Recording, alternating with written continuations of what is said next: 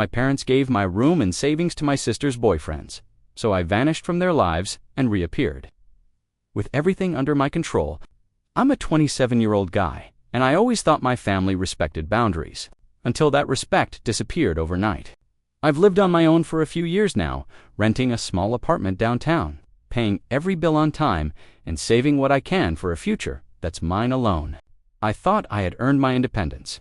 I thought that being responsible, financially stable, and reliable would mean my family treated me like an equal, not just the guy they could call when something went wrong, but sometimes the people you trust the most are the ones who quietly take what they want without asking. My parents have always been controlling, but they seemed fair. At least most of the time. Mom fusses over Emma constantly, praising her for everything from school grades to social accomplishments, while Dad quietly lets her slide on things I would have been grilled for. Emma, my younger sister, has always been charming in that self-centered way that makes people bend around her, and I admit to have done it too. I've helped her with school projects, paid for last-minute supplies, and even covered emergencies when she came to me embarrassed and panicked. I never minded. I believed family was about supporting each other. But lately, little things started adding up. During one dinner, Mom casually said, "Emma really needs more help. She's got a lot going on," and I froze mid-bite. It wasn't a question. It was a decision made without me. All the nights I'd helped with bills, the weekends I gave up to tutor her, the money I quietly transferred when their unexpected emergency came up, none of that seemed to matter. There was a subtle weight in the air, like the scales had already tipped in her favor. I smiled politely and nodded, swallowing a mix of frustration and disbelief. Walking home later, I replayed the scene in my head, the warm glow of the kitchen contrasting sharply with the cold pit in my stomach. The thought that maybe my loyalty wasn't appreciated or worse, taken for granted, was gnawing at me. I had always assumed fairness was mutual, that respect would come naturally if I just did the right thing. But what if I'd been naive all along? What if my family had already decided where their loyalties lay? I didn't know it yet, but this was the moment the ground shifted under me, and I had no idea how much I was about to lose or how much I'd have to fight to get it back. Over the next few weeks, the small unease I felt during dinner grew into a gnawing tension I couldn't shake. Every phone call, every text, from Mom or Dad, seemed to carry an unspoken expectation. Emma first, always Emma. I remember one Saturday, I swung by their house to drop off some groceries for Mom, and she practically glowed when Emma came running up, laughing about how she totally aced her latest project. Then, almost as an afterthought, Mom looked at me and said, "It's great that you're helping too, but Emma really needs more support right now." I forced a smile, my hands tightening around the shopping bags, and walked past them into the backyard.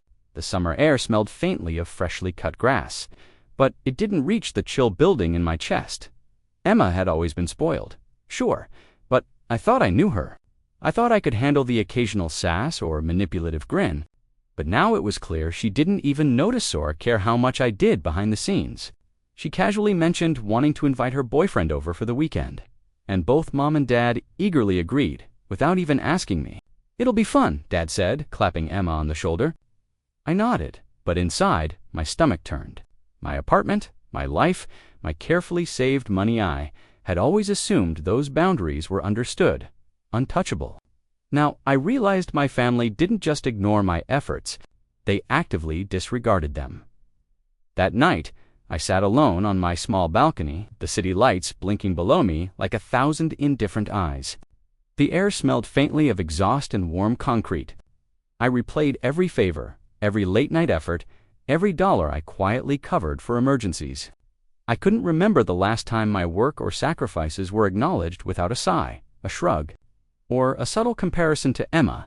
My hands tightened around my mug of coffee as I realized respect and fairness aren't given, they're earned, or in my family's case, selectively granted.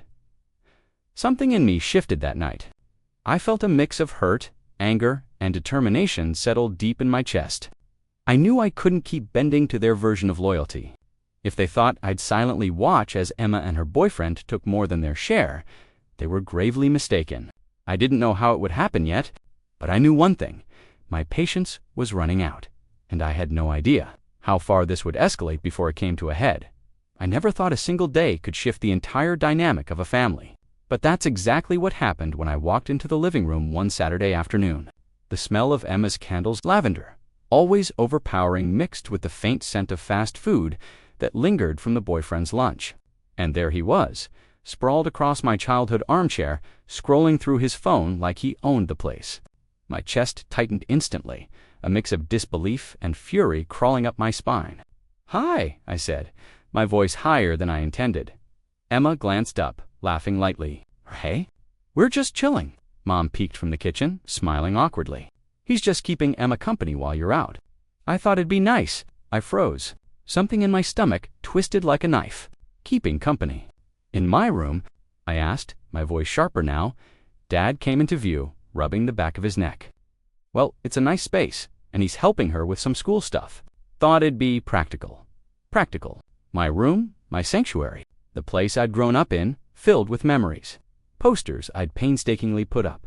My old desk where I'd saved every dollar I could for the last 10 years. And now it was handed over like a trophy. Handed over? To him, I wanted to scream, but no sound came out. My heart pounded, my palms sweaty, and I felt the familiar warmth of tears threatening to spill. Wait, what about the money I saved for repairs, for furniture upgrades? What about that? I asked, my voice barely steady. Mom shrugged, almost dismissively. "We thought it would make things easier. We know you've been saving, but this is for Emma." I couldn't process it. Every sacrifice, every late-night effort to help them, to help her, meant nothing. Nothing at all. My own family had turned my hard work into something I wasn't even allowed to claim anymore. The betrayal wasn't just shocking, it felt like a gut punch. I couldn't catch my breath from it. I walked out of the house without another word, the warm spring air hitting me like a wall. The faint hum of traffic below sounded distant, almost unreal. I kept telling myself it wasn't permanent, that maybe they'd see reason. But deep down, a new thought began to form, cold and unrelenting. If they wouldn't respect me, maybe it was time I stopped being visible in their lives entirely. And in that moment, I realized things were about to get much worse before they could ever get better. I spent that night pacing my apartment, the city lights spilling through the blinds, painting long, jagged shadows on the floor. Every corner felt suffocating, like my own walls were mocking me. I kept replaying the scene in my head. Emma's grin, Mom's shrugged. Dad's casual acceptance of giving away my room and my savings. The anger bubbled in my chest, but beneath it was something heavier: hurt, disbelief, and a deep, gnawing sense of betrayal. I realized I couldn't stay, not if I wanted to preserve my sanity or any shred of self-respect. I started making a plan quietly, meticulously. I couldn't just storm out and scream. That would feed their narrative that I was emotional, ungrateful, or dramatic. I needed to disappear on my own terms, to reclaim control over my life without giving them the satisfaction of seeing me crumble. I went through my finances, double-checking accounts, ensuring nothing of mine could be accessed or misused. Every savings account, every investment, even the little emergency stash tucked away, secured it. I felt a strange thrill in the meticulousness, as if the act of preparation was already a form of revenge. Over the next week, I started laying the groundwork. One rented a new place across town, small but mine, and moved the essentials, leaving behind the things my family had always taken for granted: childhood mementos, old books, even some furniture. Each item I carried felt like reclaiming a piece of myself that had been ignored or disrespected for years. Every night, as I stacked boxes and labeled drawers, the anger in my chest mixed with a growing sense of liberation. I was leaving, yes, but I wasn't leaving powerless. I was leaving calculated, patient, and stronger than they could imagine. The day I walked out for the last time, I didn't look back. The spring air smelled like rain that hadn't fallen yet, fresh and sharp, and I felt it in my lungs. Filling the space that my family had once occupied in my life, they probably assumed I was upset and overreacting, that I'd come back groveling. But the truth was, I had finally accepted that they didn't get to dictate my worth, my space, or my future. As I turned the key in the lock one final time, I realized the real fight wasn't over yet. I was gone physically, but the plan I had in mind to regain everything they had tried to take was only just beginning. The first few weeks in my new apartment were strangely quiet, almost unnerving.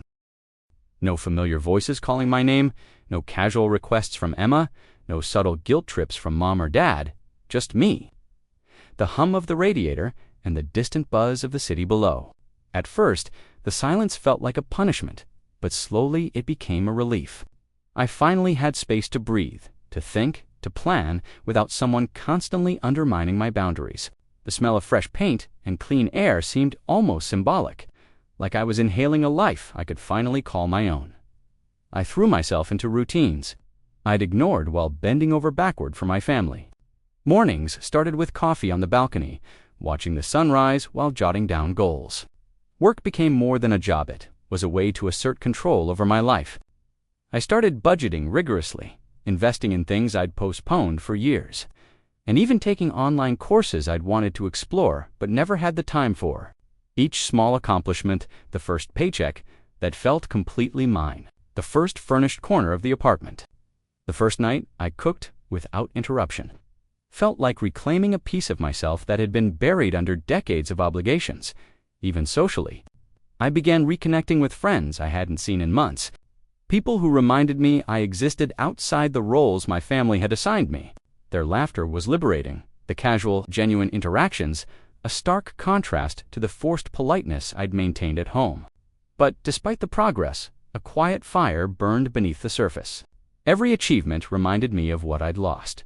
My room, my savings, the sense of security I'd assumed my family would never violate. The injustice gnawed at me, fueling a determination I hadn't felt since the night I walked out. I started sketching out a plan how I could return without being blindsided. How I could reclaim control, not with rage, but with strategy.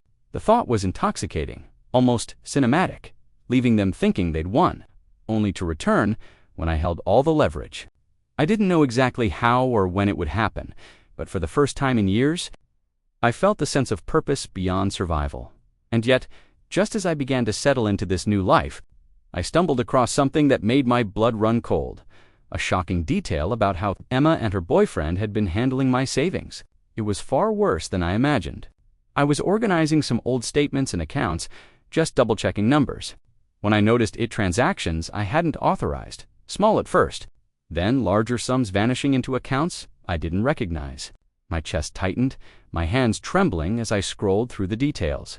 Emma and her boyfriend hadn't just taken what mom and dad had granted them, they'd been siphoning money, borrowing more under false pretenses, and even opening lines of credit in my name. I felt like the floor had disappeared beneath me. The betrayal wasn't just emotional anymore. It was financial, calculated, and deliberate.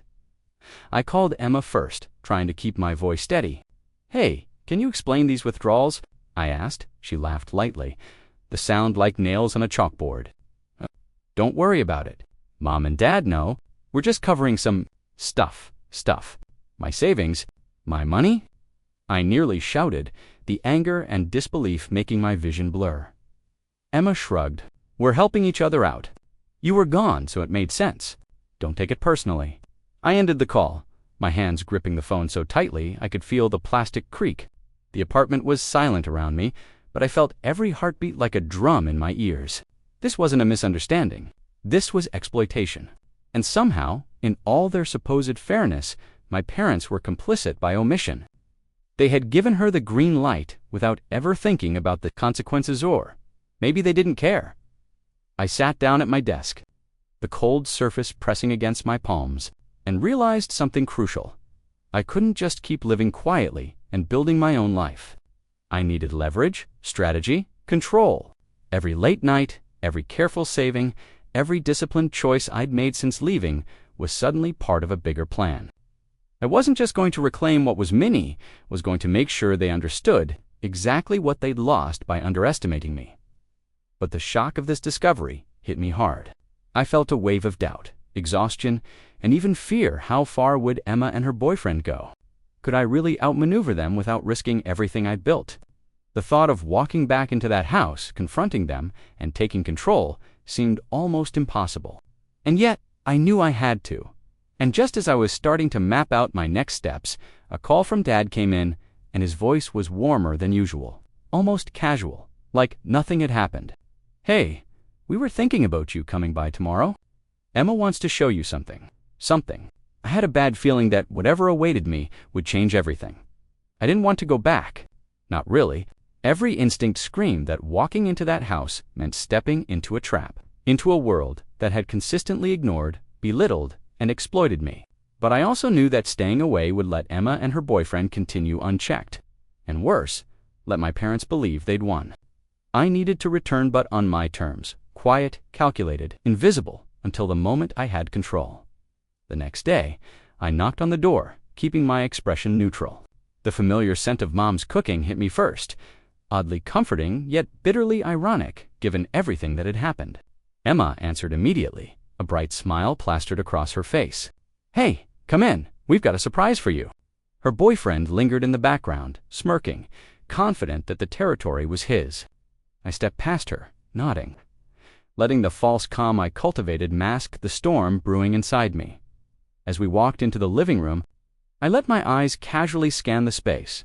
The posters I grew up with, now partially covered by things that weren't mine anymore. The furniture I'd saved for, rearranged by their hands. I said nothing, only observing. Mom offered me a plate of food. "Eat, you must be hungry." I smiled faintly and accepted, deliberately slow, letting each bite anchor me in this calculated patience. Over the next hour, I played along, laughing when prompted, answering questions with measured neutrality. I asked a few questions about school projects Emma was working on. The answers simple, almost banal, but every answer revealed cracks in her boyfriend's knowledge. Every little exaggeration, a sign of incompetence. I filed it away in my mind. I noticed the way Dad glanced at me every so often, subtle uncertainty creeping into his otherwise casual demeanor. By the time I left that evening, I had a plan forming in my head. I wasn't angry yet. I was patient. I would let them believe I'd returned docile, even forgiving. And while they reveled in the illusion, I'd quietly reclaim the leverage that had been taken from me. Every misplaced move by Emma or her boyfriend would be a step closer to my control. And as I locked my apartment door behind me, I realized I had to be careful. One wrong move, and all my progress could crumble before it even began. I started visiting more frequently, but carefully, never too long, never too often. Each visit was a calculated observation. How Emma flinched when I asked certain questions. How her boyfriend fumbled when he tried to assert authority. How Mom's eyes darted between us, as if she were sensing the shift in the room. I didn't say much, just let conversations unfold naturally, letting their own words and actions reveal the cracks I could exploit. It felt almost like a game of chess, and for the first time in years, I was playing on my terms. One afternoon, Emma bragged about a big investment she and her boyfriend had made with the money I'd saved. I smiled faintly, pretending ignorance. "Really? That sounds interesting," I said, leaning back in the chair, letting her gush. The more she explained, the more errors she made, the more careless she sounded. Her confidence was a mask, and I could see it peeling off, layer by layer. I made mental notes every mistake. Every exaggeration would later work in my favor. I started quietly offering small pieces of advice. Under the guise of casual conversation, "Maybe check the statements twice, just to be safe," I suggested once, and she nodded obediently, taking my words seriously even though I delivered them lightly. Each suggestion was a subtle claim of authority, a gentle reminder that I had knowledge and competence they lacked. Dad started seeking my opinion on minor matters too, almost unconsciously. It was subtle, almost invisible, but it was the start of the power shift. The apartment, once a place I had lost, felt like neutral ground again. I wasn't confronting anyone directly yet, wasn't raising my voice, wasn't demanding respect. I was planting seeds, letting tension rise naturally, watching Emma and her boyfriend stumble without realizing who was really in control. Each visit ended with a small thrill, the sense that the game was tilting toward me, that their confidence in dominance was quietly crumbling. Even with this careful manipulation, I knew it wouldn't last forever. The day I truly took control, the day they would realize they had underestimated me, was approaching. But I had to be patient. One wrong move now, and everything could collapse. All came crashing down one evening. I had been careful, calculated, keeping my visits brief, my words measured, my patience intact. But Emma and her boyfriend had grown careless, emboldened by what they thought was my complacence. I arrived at the apartment to find them laughing over something on their laptop. A casual flicker of mockery in Emma's eyes as she noticed a message I had sent Dad earlier, one meant to gauge how involved he had been. Somehow she had intercepted it, at least interpreted it in a way that painted me as the villain. "Look at this," she said, smirking. "He thinks he's still running the show. Isn't that cute?" Her boyfriend laughed, leaning back on the couch. "Maybe he should stay in his little apartment and leave the real decisions to us." The words hit me harder than I expected. My chest tightened, my stomach knotted.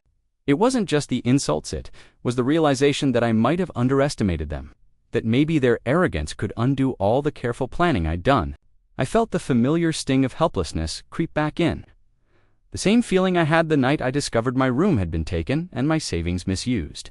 My control, my patience, my plan-sit all felt precarious.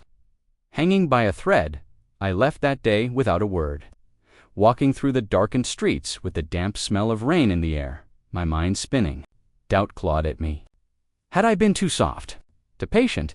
Maybe my subtlety had allowed them to regain power, to think they had the upper hand again. My apartment felt smaller that night, colder, the walls pressing in as if reminding me of every misstep I had ever made. For the first time in months, I questioned myself. Was this game worth it? Was reclaiming control over my family really possible? Or had I already lost? My confidence wavered, my resolve cracked, and the fire that had been fueling me began to flicker dangerously. And as I sat alone, staring out the rain-specked window, I realized that the next move would define everything. One wrong choice now, and all the progress I'd fought for could vanish in an instant. I knew I couldn't let the last encounter define me. The next day, I walked into their house with a calm I hadn't felt in months, each step deliberate, each breath steady. Emma and her boyfriend barely glanced up, too confident in their imagined superiority.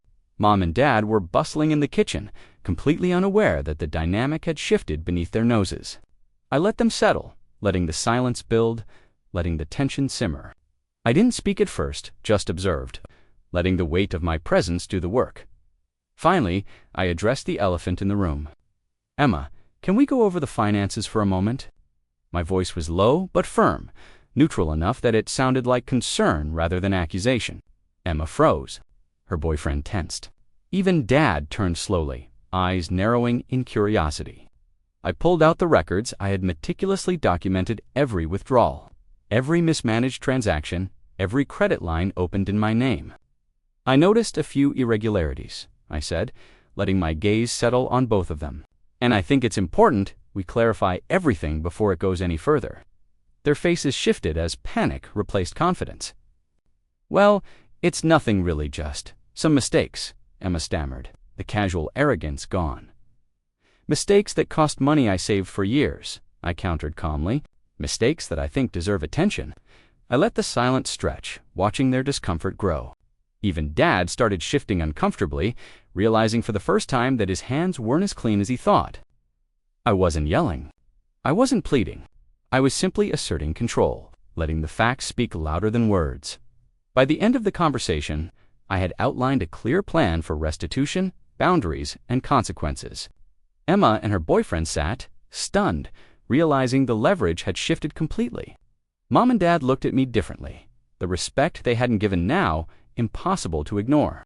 For the first time, the room felt like mine again, not just physically, but strategically, emotionally, and morally. As I walked out that evening, the sun setting over the neighborhood, I felt the first flicker of triumph. The battle wasn't just about money or space, it was about respect, recognition, and finally being seen as I deserved. And for the first time in years, I felt in control. The days after the confrontation felt surreal, like I was watching my family from a distance while quietly taking the reins. Emma and her boyfriend tiptoed around me, unsure how to act, their previous arrogance replaced with cautious hesitation. Every suggestion I made, every minor decision I influenced, was now met with silent compliance. It was subtle, almost imperceptible, but I could feel the power shift like electricity under my skin. Even Dad started consulting me on household matters, not as a favor, but because they knew I was competent and could no longer be ignored. I systematically reclaimed what had been taken from me. The savings that had been mismanaged were now accounted for, redirected, and firmly under my control. My old room? I didn't need it, physically. I had my own space, but the symbolic weight of reclaiming that territory was undeniable. I began setting boundaries that had always been ignored. Visits on my terms. Financial decisions solely mine to authorize, and a clear line that no one could cross without my consent. Each step reinforced my authority, my presence, and my sense of self-worth. Emma tried subtle resistance, small manipulations, testing the limits. But with each attempt, I remained calm, deliberate, and unshaken. Her boyfriend fumed quietly, realizing that the person he had underestimated, the one he assumed would quietly vanish, was the one calling the shots. Now, the house that once felt like a minefield of favoritism and disregard now reflected a new order. I wasn't vindictive, but I was firm, and they quickly learned that respect was no longer optional. I finally allowed myself a moment to reflect. The anger that had driven me to vanish had transformed into something more profound. I had taken control of what was mine, restored my boundaries, and reasserted my voice. My family had no choice but to acknowledge my strength and independence. And as I stood by my apartment window that night, the city lights shimmering below, I realized I had done more than reclaim possessions or finances. I had reclaimed myself, and nothing would ever take that away again. It took weeks for the full weight of control to settle in, but when it did, it felt like breathing after being underwater for years. Emma and her boyfriend no longer dared to test boundaries. Even the smallest misstep was met with calm correction. Mom and Dad, who had once dismissed my contributions and loyalty, now treated me with a respect I had earned but never expected to receive from them. It wasn't about punishment or revenge, it was about recognition. The acknowledgement that I wasn't just the quiet, dependable one in the background anymore. I made a conscious choice to let go of the anger that had fueled my plan. The betrayal still stung, sure, but it had transformed into clarity and strength. I had learned that respect isn't given freely, it's claimed, defended, and maintained. The savings were secure, my personal space respected. And for the first time in my life, my voice carried weight in the family I had once felt invisible in, the apartment I'd left behind as a teenager. The room they had given to Emma's boyfriend became irrelevant. I had built a life elsewhere, one that was mine entirely.